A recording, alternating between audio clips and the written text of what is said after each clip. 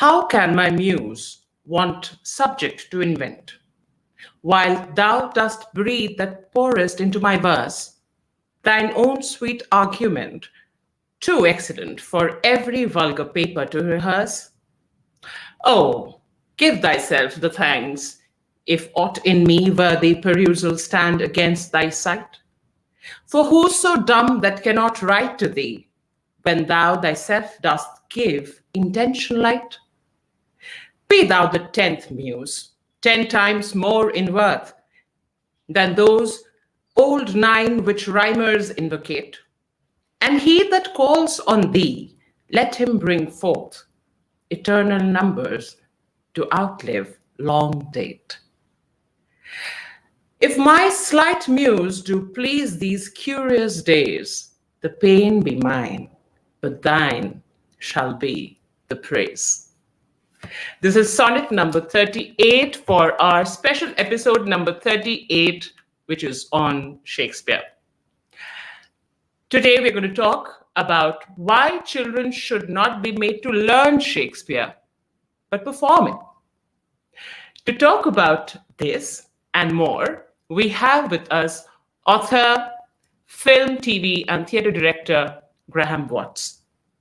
Graham was an assistant director at the Royal Shakespeare Company, where he spent 5 years, a staff and resident director at both the National Theatre and English Shakespeare Company, as well as an associate director at the Mercury Theatre in Colchester. Previous productions include Much Ado About Nothing and King Lear in New York, Othello and the Comedy of Errors in Hamburg, Henry V in Brisbane, and 9 outdoor Shakespeare productions in Alaska. Graham's book on Shakespeare's first folio was published by McFarland in 2015. This particular book that I was reading from was gifted to me by a grand uncle of mine. When he first heard that I have devoted myself to theatre, this was about 13 years ago. But when I opened this book to read, I couldn't really enjoy. Let's hear from Graham Watts how to enjoy Shakespeare. Welcome, Graham. Hello, how are you? I'm good, Graham. So today the topic is pretty controversial because we are talking about why children should not learn Shakespeare. I want to ask you this question: why? The short answer to that is because they'll never return to it ever again. We all know that we've been forced. It's not learning it so much as learning it by rote, isn't it? That there's no meaning behind it. You've got no purpose to learn that speech other than the fact that the teacher's told you to learn it, and you end up hating it forevermore. Sometimes reading out aloud in class is equally as bad, of course, because some kids, would suffer from dyslexia and things like that, or just painful shyness, and unless there's a purpose behind it, all we're doing is stopping people from seeing Shakespeare productions, which is what we want them to do, forevermore. It was interesting when you read out my little bio there, you talked about working in Alaska. And one of the things that the company in Alaska do, which is Fairbanks Shakespeare Theatre, people can look this up on the web, is that they do a bardathon of all of Shakespeare's plays, where for one complete week they read as a community everything he ever wrote, and that they literally do 24/7. So if people go to the website, there's another bardathon coming up in February, and people can ring in from all around the world whenever you like, but they've been doing that for 22 years. And so their attitude to Shakespeare is much different from what's taught in the classroom, because they're there with their friends. It's sort of 1 a.m. in the morning. They read these obscure plays that nobody's, really knows, Cymbeline and Titus Andronicus and the like, and they learn to love Shakespeare. And then, of course, as they get older, because they're generally younger people who are reading them, they join us in the main company and enjoy putting on what is, in fact, outdoor Shakespeare there. So there's a very different route into it. if you're there enjoying it, as opposed to having to learn it by rote for some awful exam, and then you get a mark for it, and oh god, you know, it's terrible. But I think that's something that's common worldwide, actually.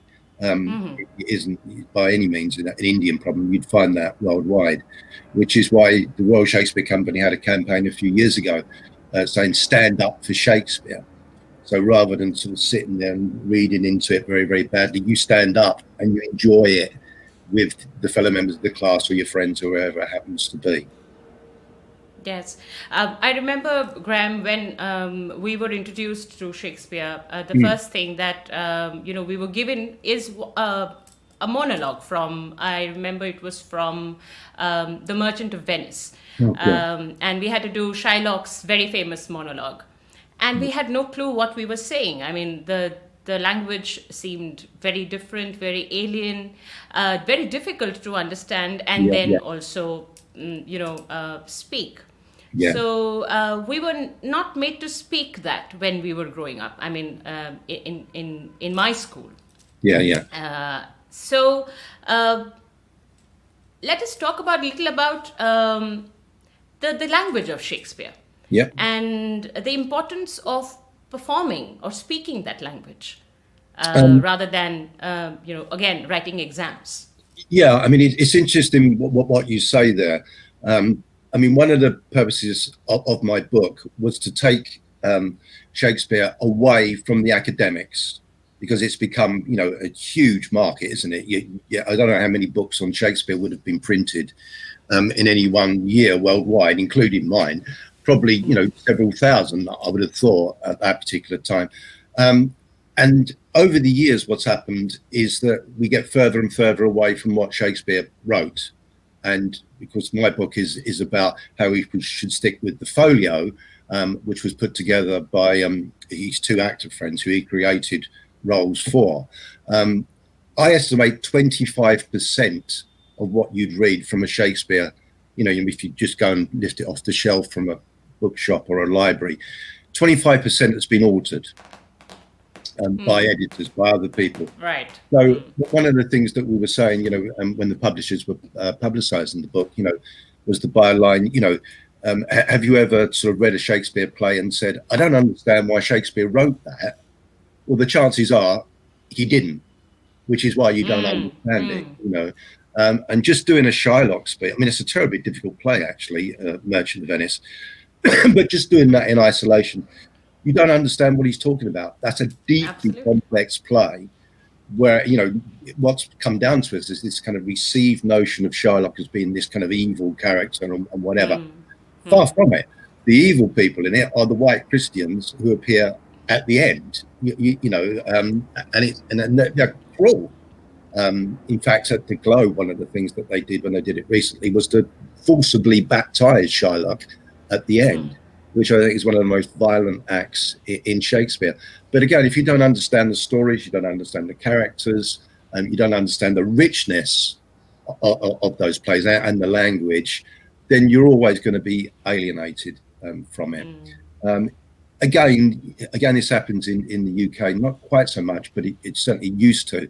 But you see Shakespearean actors with that awful Shakespearean voice. Yes. The poetry, the poetic voice. Exactly. I mean, Laurence Olivier, one of the worst, you see him, that now is the winter of our discontent, and all that sort of stuff goes on, Whereas, in fact, he wrote, as I say, for a particular company of actors, because they were the guys that he was working with, and unless he wrote for them, they didn't get any money from the box office and things like that. But all of those guys, none of them was from a rich background. Henry Condell was from Norwich. Hemmings, I think, was from Worcester. Shakespeare himself and his brother, of course, who was in the plays, were from Stratford upon Avon. So they spoke very differently with this kind of really rich accent, which has been completely erased from that. And if you look at how they originally spoke, and you hear the language of what they spoke, it's much closer to everyday people, how we speak, how you and I are speaking today, and it makes sense. I mean, for example, the famous Beatrice and Benedict in Benedict. yeah, Much ado. Much ado, yeah.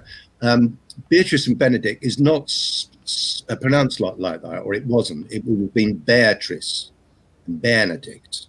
And then we know that because there's a line about talking about the two bears when they first meet, you see, because of Beatrice and Benedict and things like that. But it's a mile away from hearing it as Beatrice and Benedict, you know. And you can go, you know, all around the world and see Shakespeare performed by local people, and they make it their own. And it makes perfect sense when they try to sort of anglify it and try to ape so-called English productions. You know, it's never going to. And why would it? You know, why would it? You know. Yes. The other thing that I think we'll come back to the language thing a little bit later. We are getting some comments. Right now we've got a comment, and this is something which I would like to talk about. Is this not having learned the language of Shakespeare? So let's talk about children and what is the right way to introduce Shakespeare to children? Not just the language, but Shakespeare's plays. And what is the right age and how? Well, you can be any age. I mean, you know, as soon as they start reading, you know, the kids don't know the difference between sort of Noddy and Shakespeare's story, you know. But those Shakespeare stories and characters are wonderful stories just within themselves. And there are a lot of books on the market about, you know, Shakespeare stories, as I'm sure you're aware. I'm sure you've used them yourself, you know. So you free the language itself, if you like, Shakespeare's language from it, and focus on those wonderful characters, the stories, how it goes out. Because I mean, you know, a kid of 3-4 years old, they don't know Romeo and Juliet. The whole world does, you know. Everybody knows what happens in Romeo and Juliet, you know, but they don't. So they're tuning into that particular story and those wonderful characters and the kind of twists and turns of the plots, just as they would with any kind of story, you know. And later on, of course, is when you would introduce the language to them. You know, it's not that far away from how we speak. It's much less than what people think, you know. I mean, for example, thrice is what's used in Shakespeare. That's a Shakespearean word, isn't it? Of course, that's used in India. Yes. It isn't used in the UK. You know, if you said I've been to see that play thrice, people would think you were very odd. You know, if you said that in London, they go, "Who's that strange woman speaking in that odd tongue?" Well, it's not an odd tongue, is it? I mean, it's a tongue that's come down to all of us. And of course, a lot of the phrases that we'd use anyway in everyday language are Shakespearean phrases, you know. So where's the difficulty in that? I think it's more of a perceived difficulty than an actual one. Because if you sit there and you say, "What do you think that means to a student?"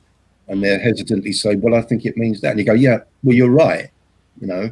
But if you have to get marked and answer a question and all that stuff, you're going to be scared to put your hand up because you're putting yourself up for ridicule, aren't you, for so-called getting it wrong.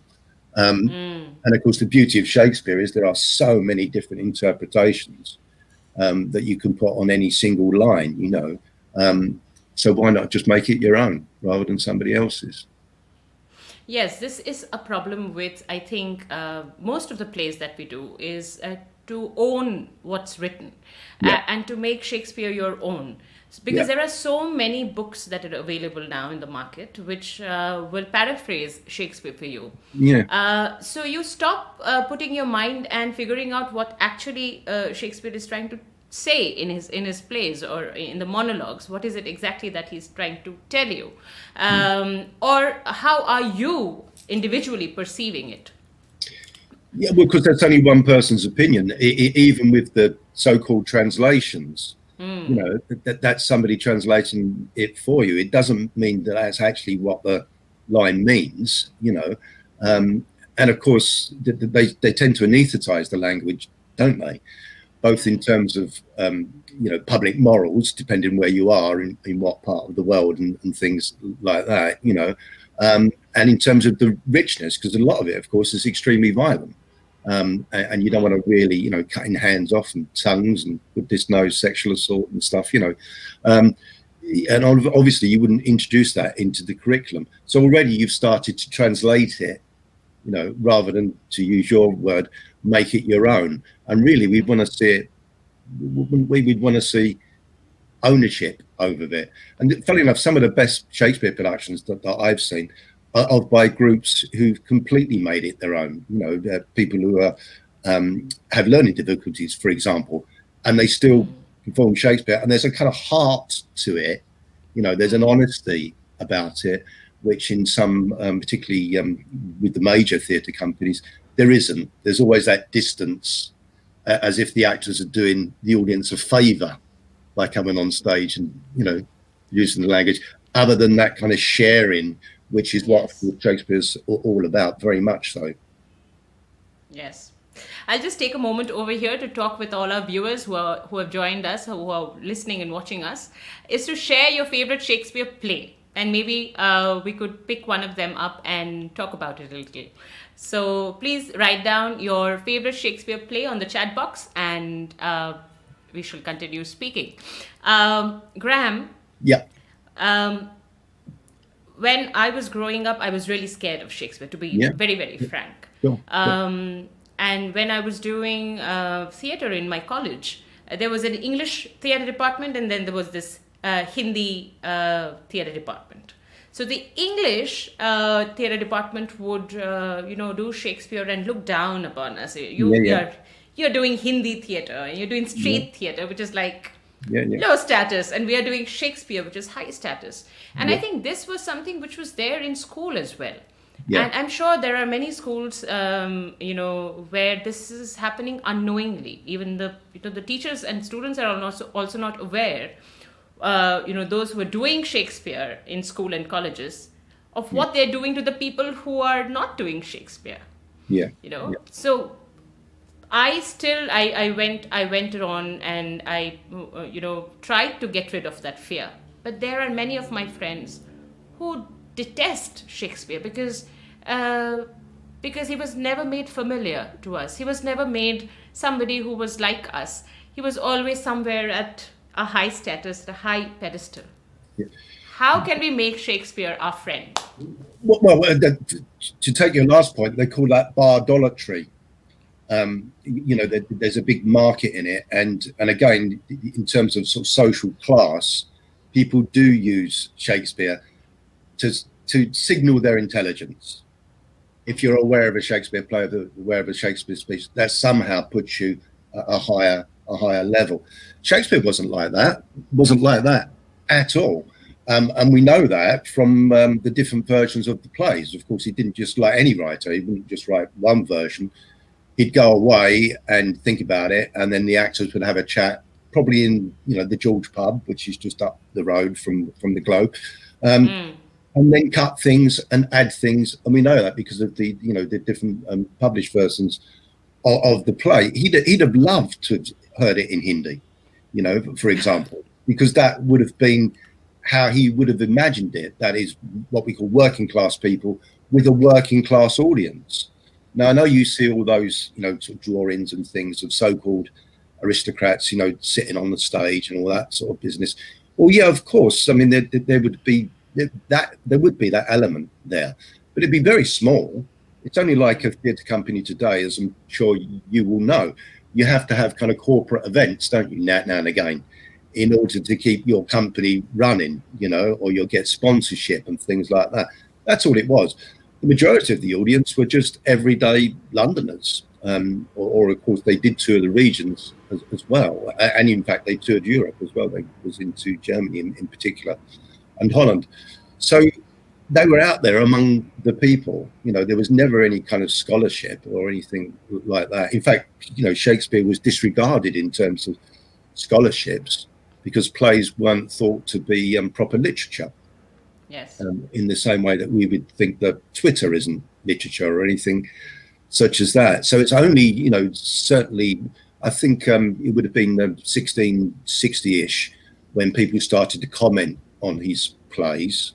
And then, of course, as with everything, the Victorians took over, and they colonised Shakespeare like they colonised everything else, unfortunately, and we're left to kind of pick up the pieces.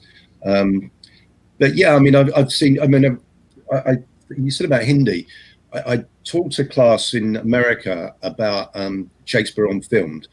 And the idea was we looked at one play. In this particular case, it was Othello.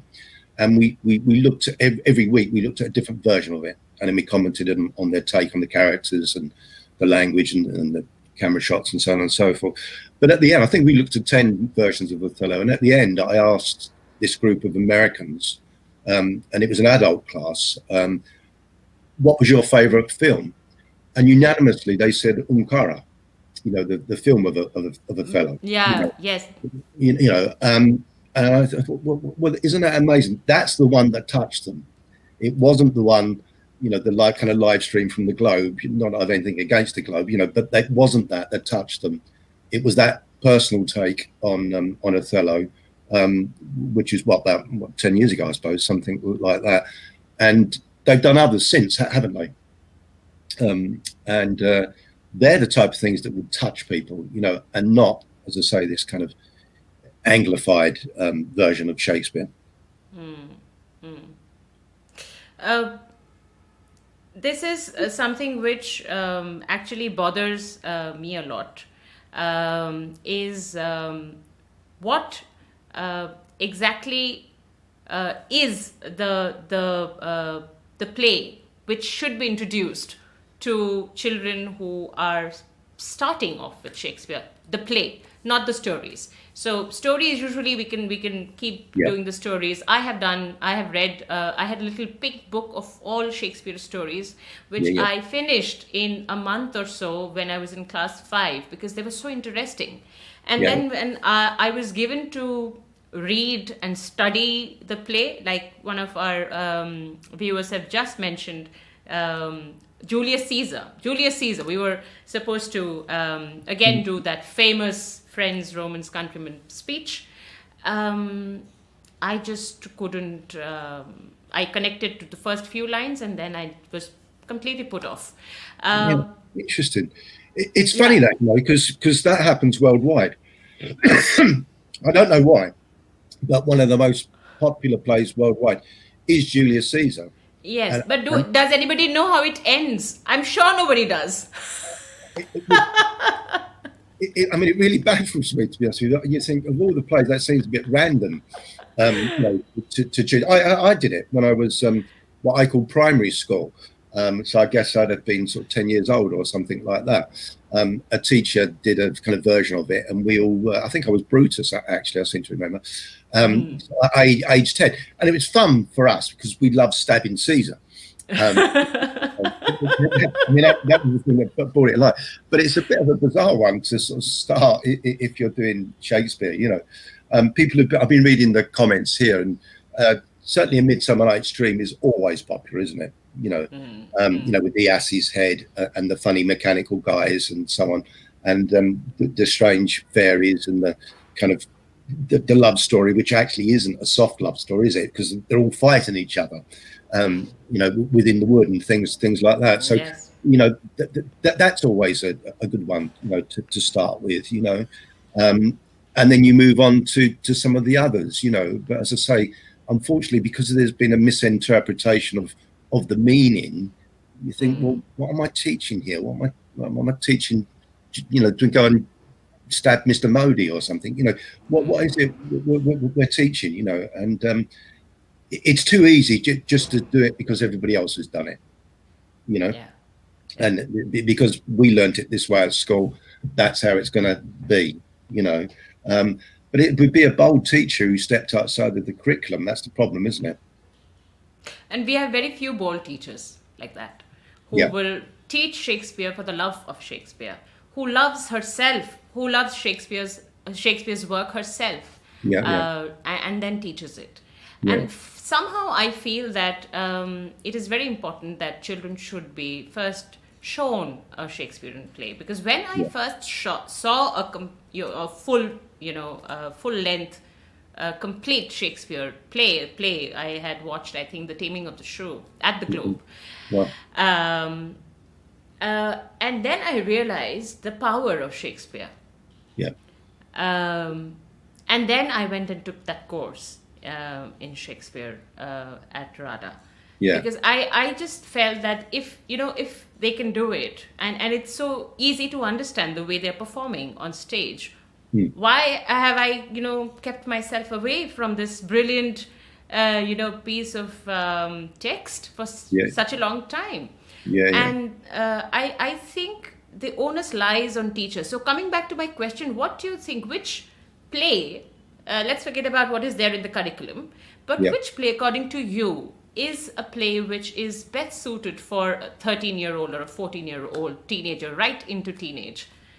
Are we talking about when they're first introduced to it? Or yes, when they're first introduced to it. I think that's the right age to introduce them to a full play. And I think it's the ones that the teachers have been sort of saying, if they are teachers, putting comments there, you're not going to go wrong with A Midsummer Night's Dream, I don't think, wherever you are. You're not going to go wrong with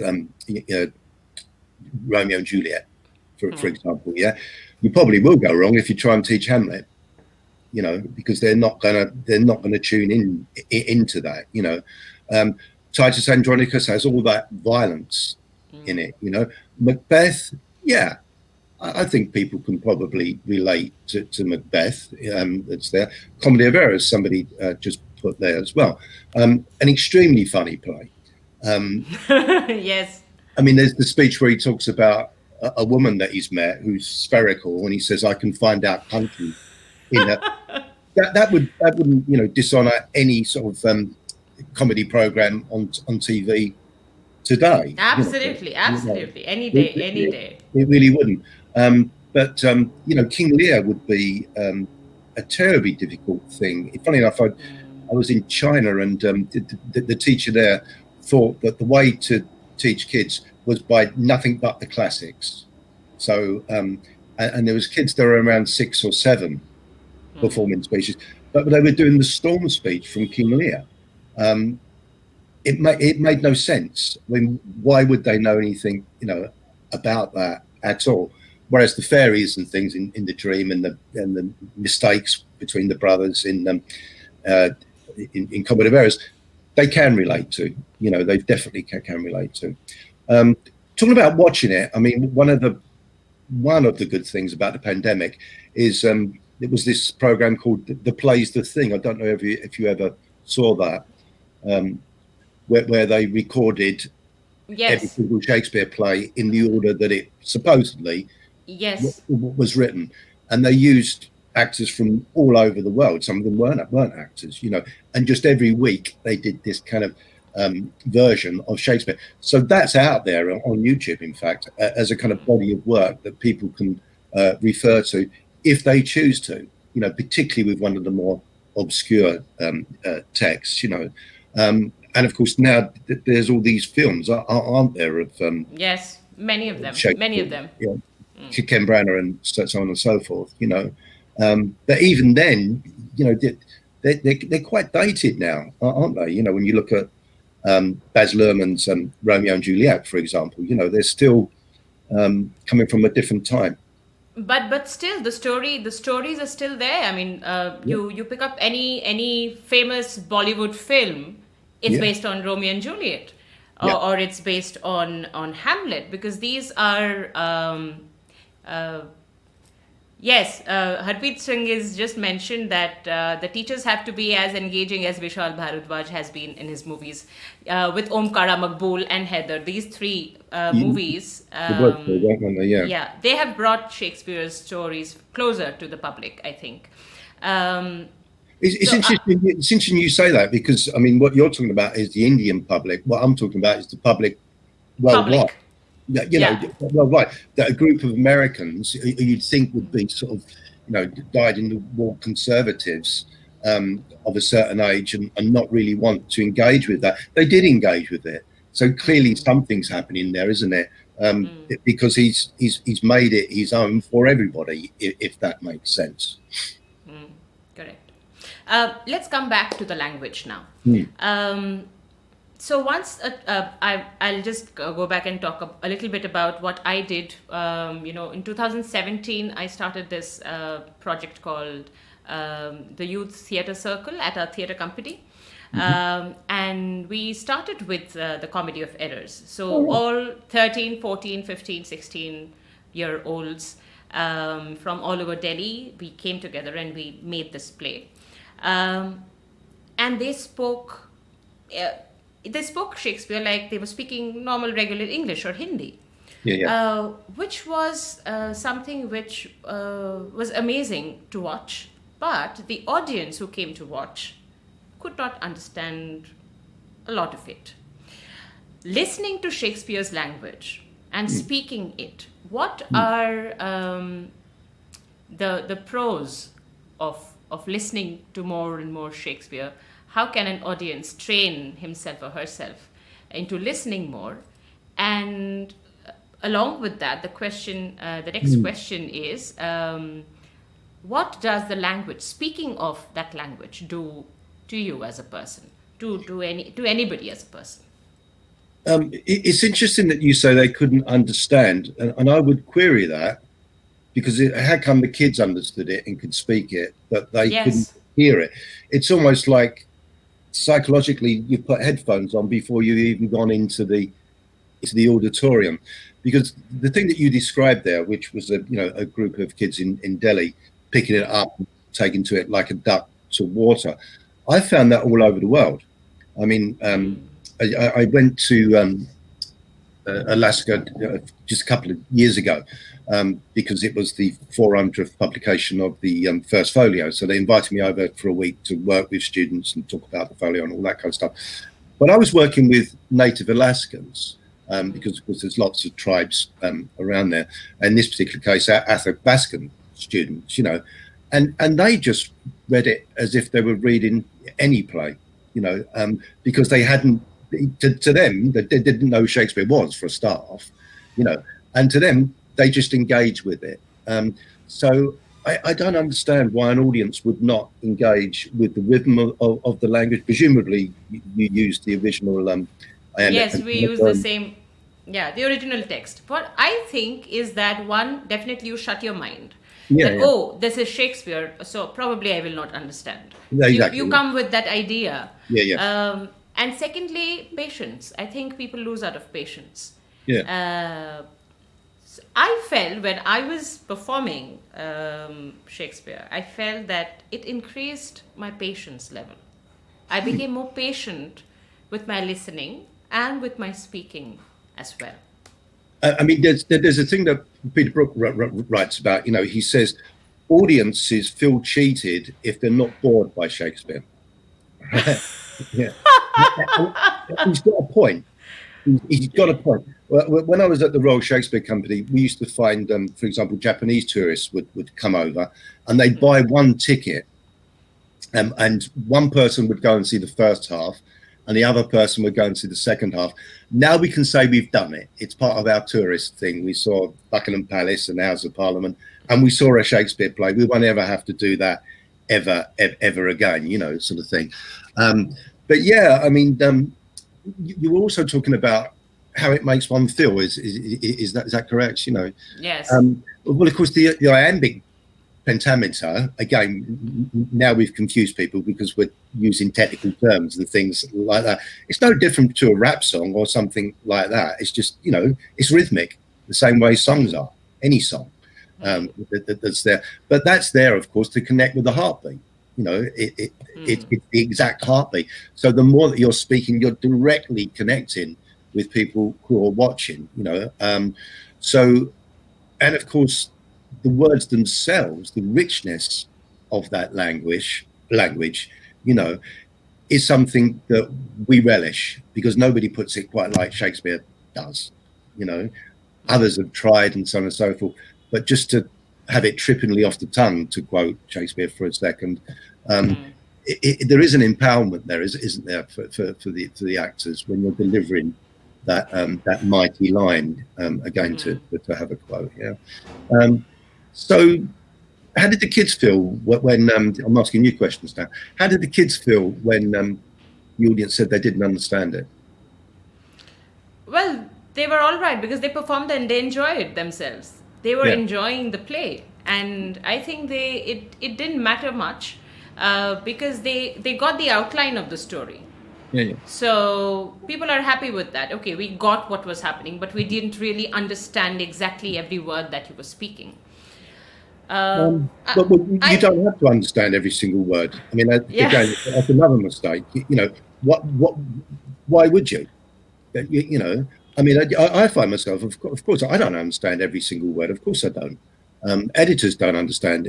In fact, the editors, these people I call editor adapters, you know, there's nothing worse. You've probably seen it, you know, when you look for a note and then it will say unexplained.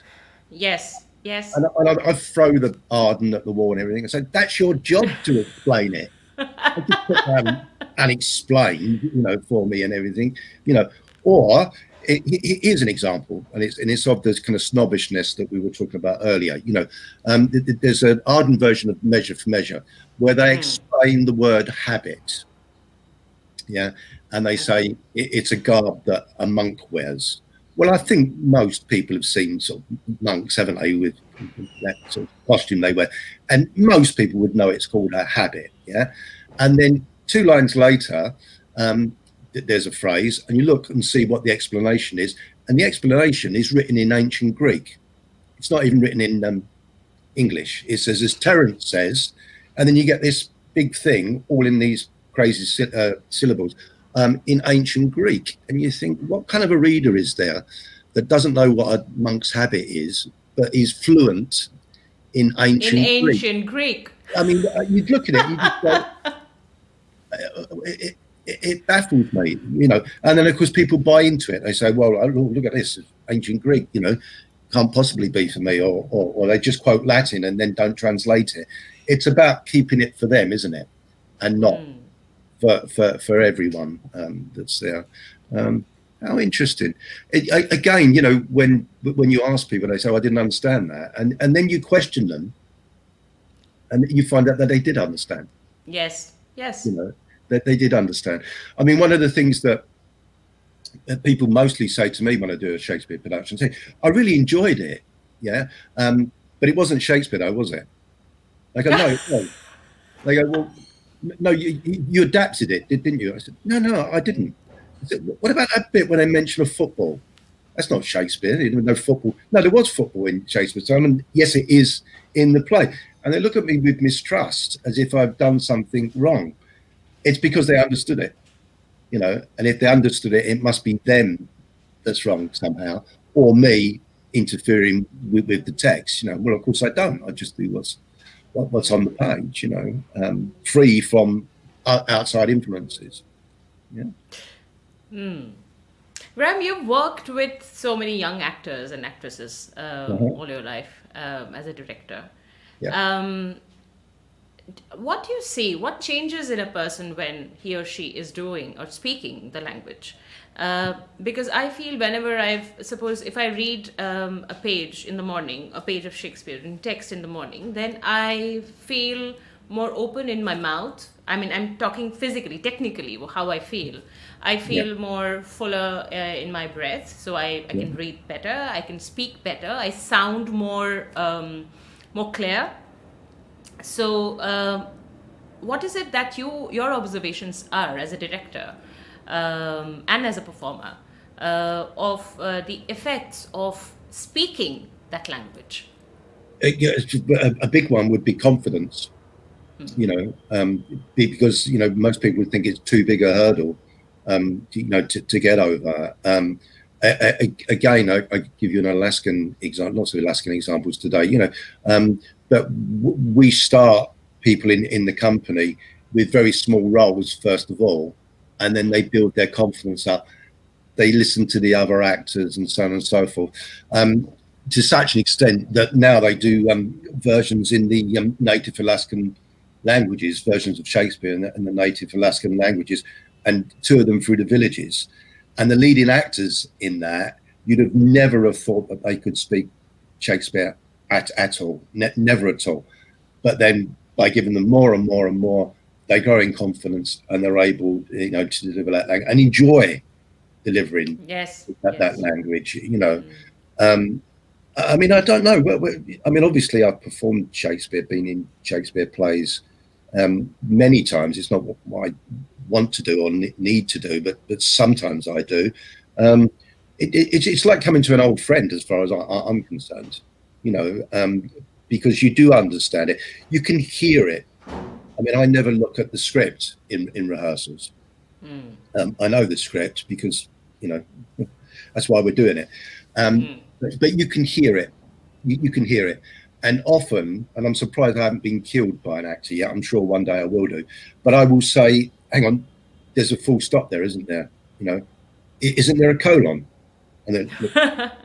Yeah, there's a colon, not that I'm being clever or anything like that, but just as you can hear it within music, you can hear it in Shakespeare's language as well, and I think that's terribly important for connecting with the thoughts, the characters' thoughts within those great big long speeches. Because let's face it, you look at the big long speech, oh God, rather than, a kind of score, if you like, to use that. For performance, which is what it is, of course.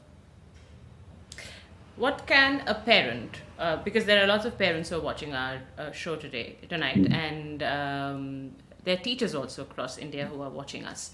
Yeah. What guidance can you give to parents and teachers to start introducing this language to their children? I mean, it's a difficult one, isn't it? I mean, generally speaking, if there's a role model that's speaking the language, i.e. a film star or somebody that they know, and you can often find these, of course, on YouTube and other places, or indeed modern day films, then they kind of think it's cool. But unfortunately, it's called Shakespeare is not cool.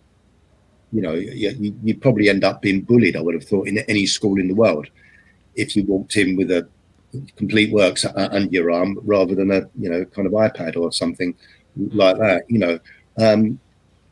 I mean, hopefully, if there are these role models that they like, the music, for example, that's within plays, you just find strategies, ways into doing it. Of course, the worst thing is, as a parent, is the same as a teacher, forcing the kids to do it.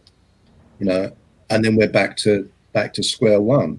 The thing that you did by getting groups of kids together to perform the Shakespeare play is a brilliant introduction, because again, you're not getting marked. You're there with your friends, you're enjoying it. You can the aunties can all sit in a big row watching you with smiles on their faces and all that sort of stuff, because then you're genuinely engaging with it, aren't you? And you come out and you say it's a lot of fun. I mean, why would those kids, I mean, they literally sleep at the theatre in Alaska to do the Bardathon. And then afterwards, we're talking 11 years old or something, and then afterwards they kind of chip off, oh, well, I've done 26 plays this year and so on and so forth, because it's an event. No, it's not in isolation. It's in a group. And I think that group thing that you did in Delhi sounds to me to be exactly the right, and like it would for a cricket summer camp or something like that. You could do the same there, I would have thought. Yes, I think maybe a month-long summer camp, or a month-long general Shakespeare camp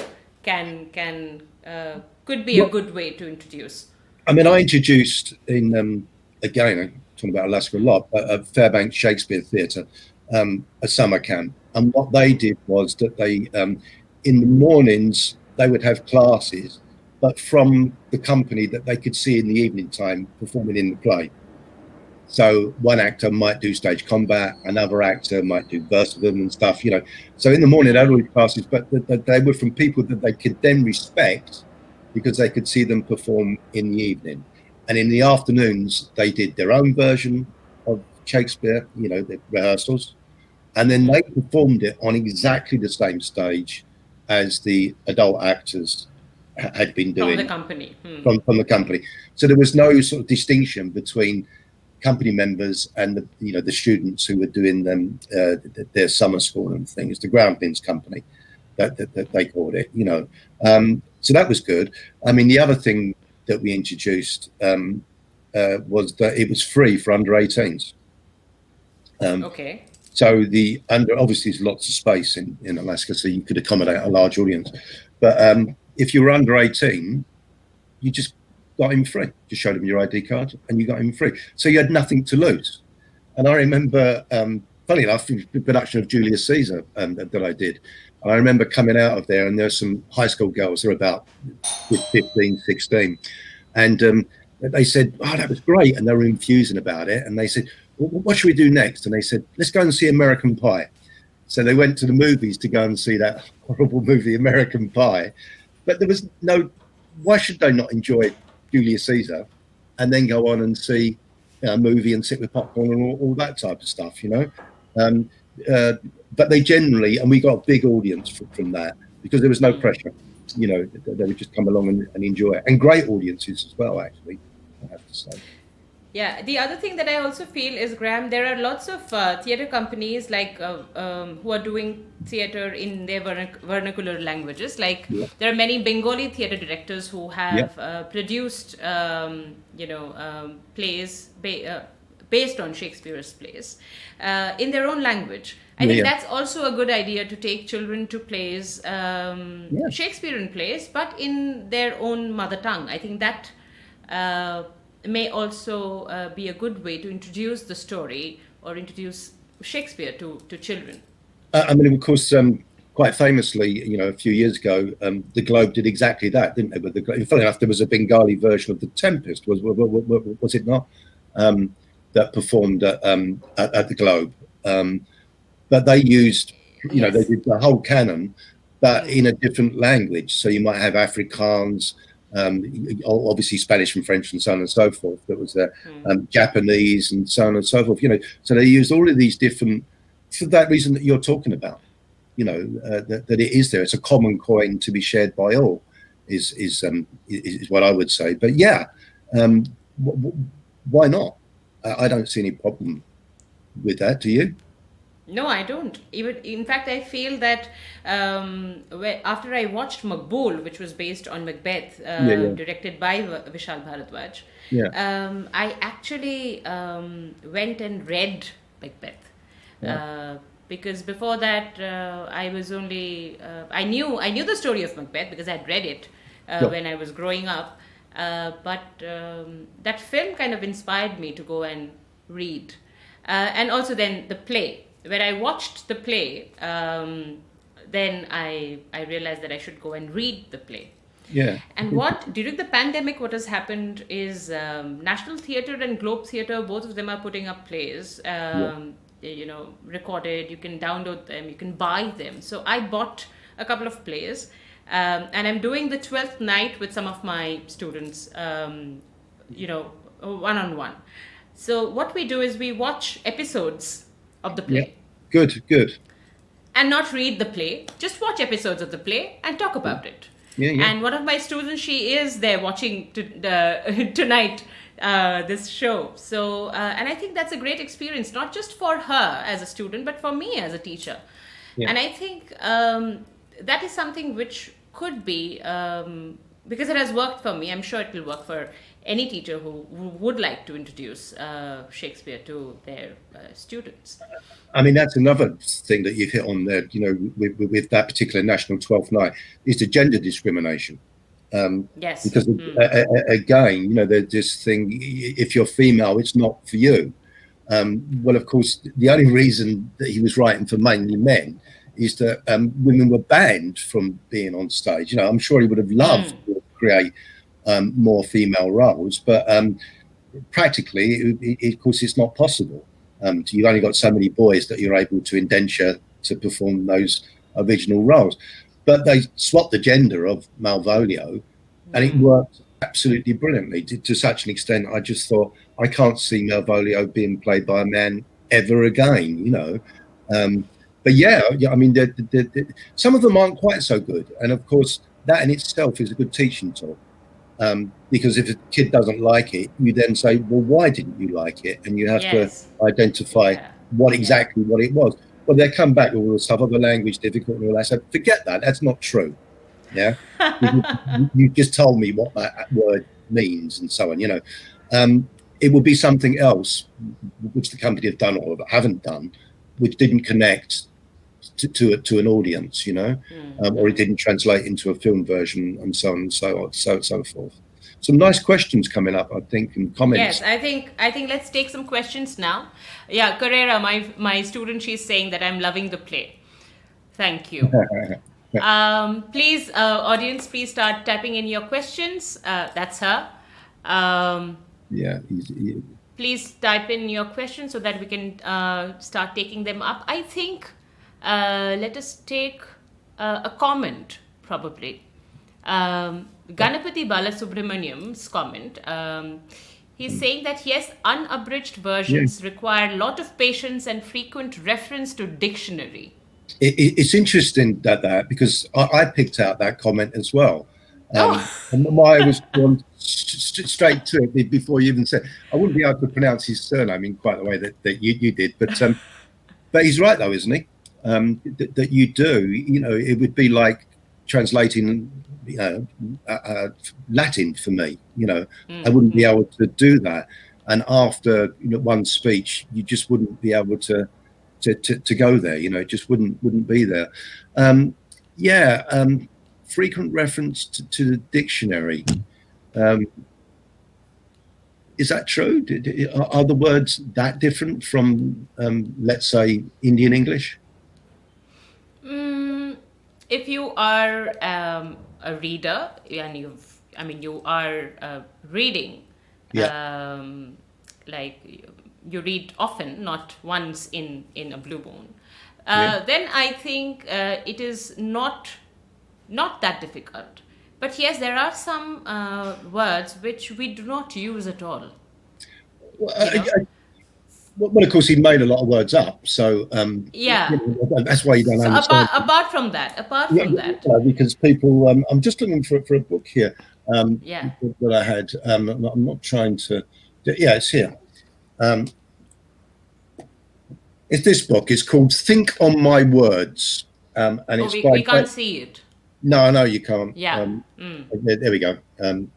It's probably the reflection, but it doesn't make any difference.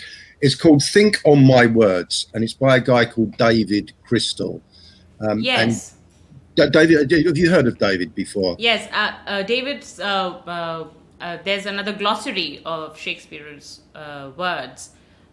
There's a glossary book that he also has. He's important because, of course, he's a linguist and he studies language. That's what he is. He's a professor at a university. But his son is an actor, Ben Crystal, and they do productions in the original pronunciation. I think we were talking about before, you know. But David is just brilliant at demystifying, and the first chapter of this book, "Think on My Words," is you speak a language that I understand not, and it talks about the myths and realities, and the whole thing. He goes through it in very good detail about the sounds and the consonants and so on and so forth, to debunk that very thing of not understanding it, because you do understand it when you look at it. It's well worth having a look at because it's quite an inspiring book and it's easy to read. You know, he doesn't use overtly academic terms or anything like that. Very down to earth, you know, because of course he's used to explaining it with actors and things. Very good comment. Any other comments? Right. Yes. We have a comment from Shashi Banerjee. She is the principal of a very renowned school in Delhi, NCR, the Shivnadar School. And Shashi ma'am is saying that a Shakespeare corner in school where you could do things, playing with it, literally. Yes, playing with Shakespeare. What's your take on that, Ram? Playing with. I mean, somebody else has said about using costume, music, sensory stimuli, which is, I think that's in the same sort of ballpark, you know. Well, why not? I mean, if it were, again, I don't know what age that would be for a Shakespeare corner, but why not? You know, Of course, you've got to get over that idea of intellectualism, you know, that I'm better than you, my corner's better than the cricket corner or something like that. But if you went there just to have fun, which I think is her point, isn't it? You know, Yes. You'd be fine, you know, really good. Let's take this particular comment, which had come in a little earlier, I think. If we need to introduce Shakespeare's play in schools, we also need to include everyone from the junior grade to the higher grade as performers. This is Madhura Mitra. She is, I think she is also a teacher herself. So... Right, if we need to introduce plays in school, yes, you can include everyone from the junior. Yeah, sure. Yeah, I mean, I think she's right, isn't she? We really do. Of course, the beauty of a play like Julius Caesar, let's say, for example, is that you could cast lots of people, can't you? Yes. So, you know, obviously the kid that's really enthusiastic could do Friends, Romans, Countrymen, and the others could run around the stage, you know, killing each other as Romans and things like that, you know. But I think it gets back to the thing about performing it, doesn't it? As opposed to reading it privately. You know, there's nothing worse, you know, getting back to the earlier comment, than it's sort of getting to 11, 13, your eyes are drooping, and you've got to do an essay tomorrow, and you still don't understand what the hell it's all about or why you're doing it, you know. But if you're looking forward to going to rehearsal tomorrow morning, that's a little bit different, and you can make your own costume. Of course, people do, don't they? Yes, they do. Yes, make their own costumes, make their props, you know. Somebody might compose music. Again, there was a comment from somebody there, you know, design a poster. So many things around there, isn't it? Because when you do theatre, of course, it's a coalition of all those different skills, isn't it? Particularly nowadays, because of internet skills as well. Yeah. We have this comment which is just coming from Nargis. Nargis is also a teacher, and she is saying that in my experience, children of 15 plus have actually fallen in love with theatre while performing Shakespeare's works. There is no way they cannot fall in love with theatre. I've seen that.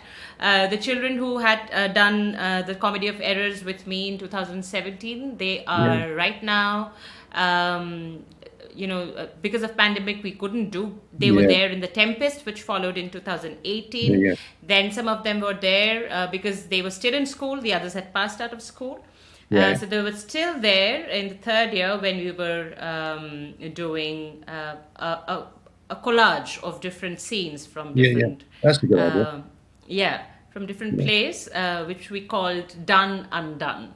Yeah. So, and some of them are now actually thinking of becoming theatre actors and studying drama, which is amazing. I think from a person who is just wanting to try Shakespeare out to doing theatre is, I think, an amazing transformation, and I'm really loving it. You get the bug, don't you? That's the thing. You know, they say you caught the bug. But, you know, we have to remember that this was a commercial enterprise for Shakespeare and his buddies. You know, they weren't doing it as an intellectual exercise at all. You know, if the plays didn't work, people didn't come. If people didn't come, they didn't get paid. It's as simple as that. Now, we know that Shakespeare ended up being an extremely rich man. You know, he bought the biggest house in Stratford-upon-Avon when he literally went back, you know, and but he wasn't fated. I mean, nobody really knew who he was in that particular respect. It's later on down the line when we get that bardolatry thing. What he was a successful businessman, in plain and simple terms, which is why that statue of him in the in Stratford Church, you know, the quill was added. He's got a quill pen. That was added later. You know, what he was on, if you look at it, he's on 2 sacks of grain because of the property that he bought and things like that. That came directly from his plays being successful. So, you know, why we're saying, oh, they don't work and they can't be understood and all of that sort of stuff, you know, well, obviously that patently can't be true. Otherwise, all those people in Elizabethan England, most of whom wouldn't have been able to read and write. Yeah, the majority of them wouldn't have been able to read. And yet they understood it and they enjoyed it and they paid their penny and they made Shakespeare a rich man, you know. So Must be doing something right, is what I would say. Thank you so much, Graham, for this amazing conversation. I'm sure that everybody who has been watching us, listening to us, have enjoyed thoroughly. I have enjoyed this conversation thoroughly. Thank you. And we can go on talking about Mr. Shakespeare. But all good things must come to an end, and all's well that ends well. Thank you, Graham, for coming You're in. welcome. You're welcome. Lovely to engage with you. And a little note for everyone who's watching us, please like, share, and subscribe to this conversation. Share as much as you can. We want Shakespeare to become a friend and not somebody sitting at a level higher than us. And please press the bell icon. I've just got to know, Graham, that if you don't press the bell icon, then you don't get notifications. It's not just the subscription. Oh. So please do hit the bell icon so that you can get a notification whenever we are posting a new conversation video of Method in Madness. All right. Good evening, everybody. And thank you, Graham. Welcome.